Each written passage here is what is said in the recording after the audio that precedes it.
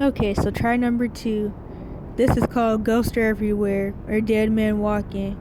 I mentioned this before on the Part 1 channel, and I'm gonna go into the intro, where I skip a whole bunch of stuff that actually was really irrelevant now looking back. I've always had intuition on the supernatural, so I knew I had epigenetic and generational spirits and generational curses overall from a young age. I knew I was possessed at times due to specifically generational marine spirits or sexual spirits from honestly, I always felt like it was more about what was passed down than even something happening, because even before like what events did happen, I was already extremely messed up. So it was really generational. And of course, like I said before, my dad was sex trafficked. Of course, both my parents were molested. Most people were, to be truthfully honest. So there's that. But I'm gonna try to stick to the point today. Anyway, to get to the point, I also knew that my dad, etc., were also possessed. To skip through some stuff.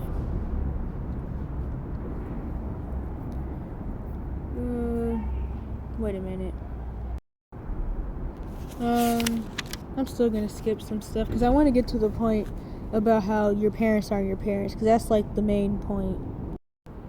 Okay, so I guess I could maybe mention this part because that's enough to do with it.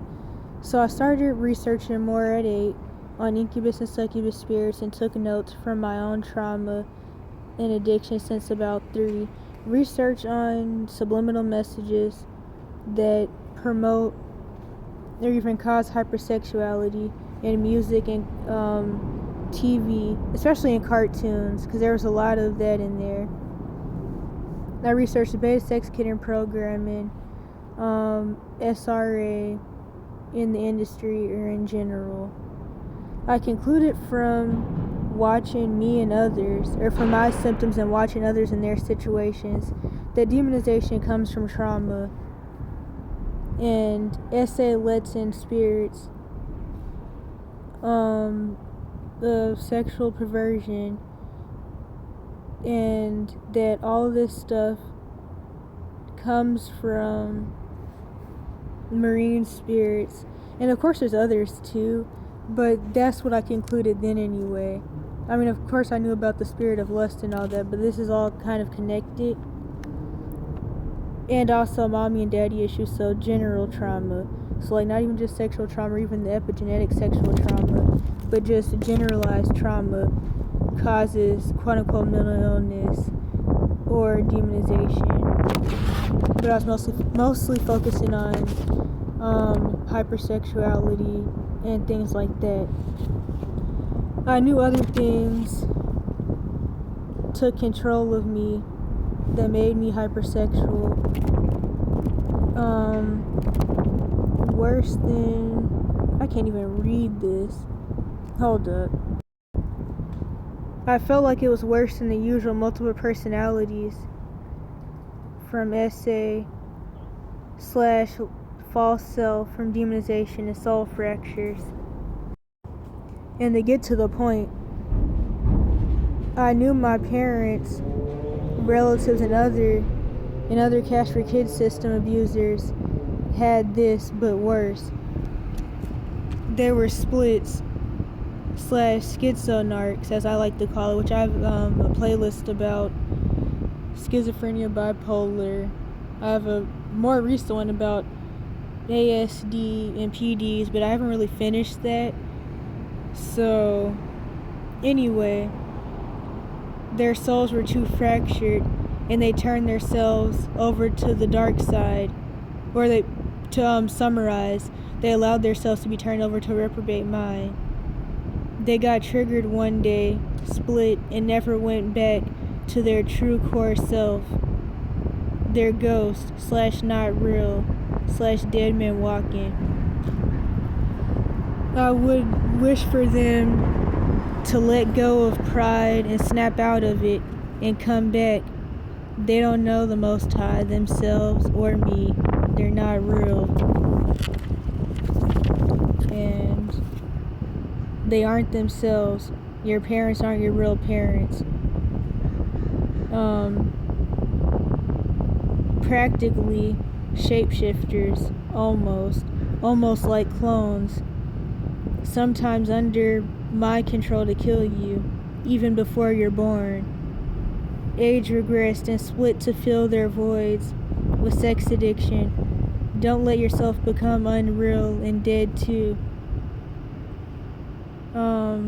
Then I wanted to mention the crazy argument video or playlist, which that was on the Part 1 channel. And I don't have any of that anymore due to like the whole situation with CPS snitching and getting some of that stuff compromised. So the email got compromised. But it was a playlist with the videos where my dad started manifesting with this one girlfriend he had. And the demon was talking out of him, the Leviathan and other spirits, and it said, "You're trying to crucify me, and I've been alive for over 5,000 years. And then the quote-unquote girlfriend type thing started speaking in tongues, which there's a lot I could say about that bull crap. Not that I don't believe in speaking in tongues, but it's just the situation, because it's like, people know that they're called, but they don't really know how to get over their trauma, so they're like sleeping around and stuff and getting into relationships that they shouldn't be. But then they expect for speaking in tongues to work in a situation that they put themselves in. But even that was even crazy to me then when the situation was happening, how like she felt like that was going to get her out of it. But anyway, after all of that was said and done, and my dad went on a rant about locking me up or getting me locked up with my mom, or him and my mom getting me locked up and killing me and his girlfriend and all that, about manifesting. So really the demons were speaking out of him. The girlfriend gave a prophecy, and I call it, well, I'm not going to say her real name, but I call it Kiki's prophecy. And so pretty much she told my dad that one day I was going to get away from him, and that he wasn't going to have anybody anymore, and that he was going to die alone. And the thing is, throughout the years, what I've always worried about the most is like, not even just my parents or relatives, but people who are living in the false self and are torturing people and letting the demons take over them to torture people and themselves in general. And like, one, the afterlife, I worried about them going to hell, and just the depressingness of it all. The depressingness of living in the false self and just living in a constant cycle of being a victim, the constant cycle of things never going right, the constant cycle of living in chaos and terrorizing people and terrorizing yourself and never having anything, and always being depressed and always blaming everybody else for everything, and always having demons giving you nightmares and stuff.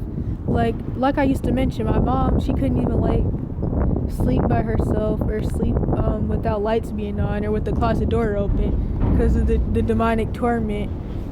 And the thing is, people rather run to like psychiatrists and stuff, some of them anyway, and get thrown on a whole bunch of hardcore drugs that mess them up more and gives them physical, mental, and spiritual health issues, than like take accountability and stop doing things that they're doing that cause issues that they have in the first place.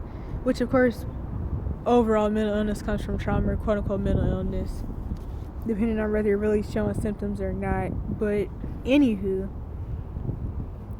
all of that stuff, and it just sounds really terrible. And like, people are always talking about karma and the quote-unquote narcissist, because I hate these terms, to be truthfully honest, but they always talk about their karma.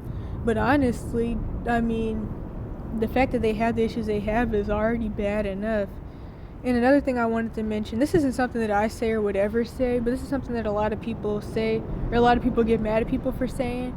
So when people say that their parents are dead to them, but the thing is, there's not really a point in saying that when somebody's already not alive anyway. Just because somebody's in front of you and they're breathing and they're talking, or supposedly they're talking, really the spirits are talking out of them, but just because they're doing all that doesn't mean that they're actually alive. And so I may even title this, "Your Parents Aren't Actually Alive." And this is something that I always like knew to be true, and it's honestly really upsetting. And a lot of people, they have like this phase in their life where they have to accept that wait a minute, no, hold up, I'm messing this up. Not even a phase. Longing for the parents that they never had, or longing for their parents to be able to be parents. Stuff like that. It's hard to explain.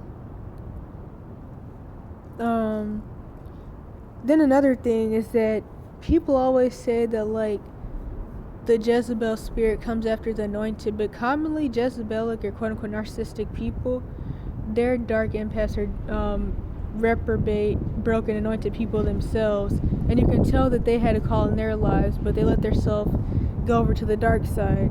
Like my dad specifically has died way more than 12 times. He was shot twice. The second time outside my window, because he thought that, like, he could talk to people crazy the way he talks to me. And of course, older people can defend themselves, but youth can't. But that's a video of its own, which I have a playlist titled Projective Heroism, Why Abused Kids Can't Defend Themselves. And of course, the dude didn't get charged or anything, but that happened. And a lot of other times, my dad died from heart attacks and strokes because he was born with a hole in his heart, which there's a lot I can say about that. And so, yeah, your parents aren't your parents, or there's a ghost everywhere. That'll probably be a better title.